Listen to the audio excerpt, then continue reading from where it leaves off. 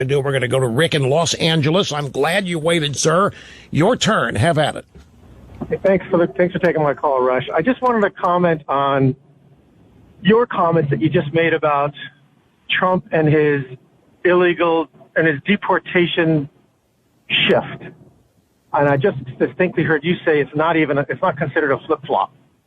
And I just want to tell you, you're doing a disservice to all of us Republican primary voters who didn't vote for Trump, that are struggling with whether or not to vote for Trump, when you diminish the impact of his single policy that he ridiculed all other candidates for over a year.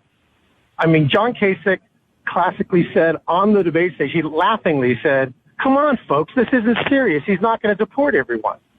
And Trump went ahead and ridiculed everybody who wasn't for deportation. And for all of us who were saying that it was a con job, that it was a snow job, that he doesn't know what he's talking about, that he's unqualified to be president, for you to sit here and say that now that he adopts all the positions of everybody he ridiculed as not even being a flip-flop and it's no big deal, this is why so many Republican voters have such a hard time going to the con man.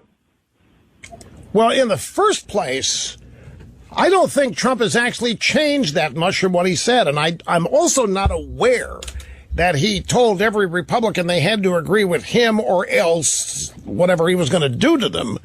He did. I'm just the point of what is it that you're with all due respect, Rush, on Chuck Todd's show, he specifically said when asked the question, you mean you're going to rip the families apart? He said, no, I'm not going to rip the families apart. They all have to go, even the U.S. citizen children.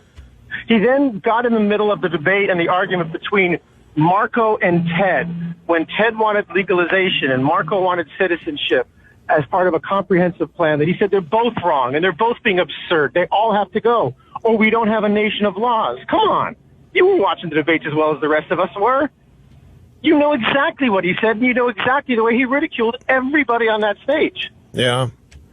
Well, I guess the difference is, or not the difference, I guess the thing is, this is going to enrage you. You know, I can choose a path here to try to mollify you, but I never took him seriously on this.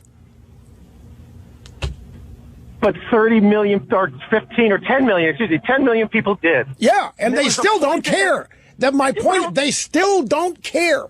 They're going to stick with him no matter what. But this is why Trump is going to get annihilated. Because nobody called him out early on about his absurd policies. Yes, they did. For crying out loud, 15 candidates called him out. Everybody was calling him out. Everybody was calling him an idiot and a charlatan and a phony baloney plastic banana goods. Everybody was. Except, unfortunately, the number one place where Republican primary voters get their news. Oh, no, it's on me and we're out of time. Darn. Oh, he said Fox. Oh, I thought he was dumping on me. Okay, well, I'll pretend he was dumping on me when we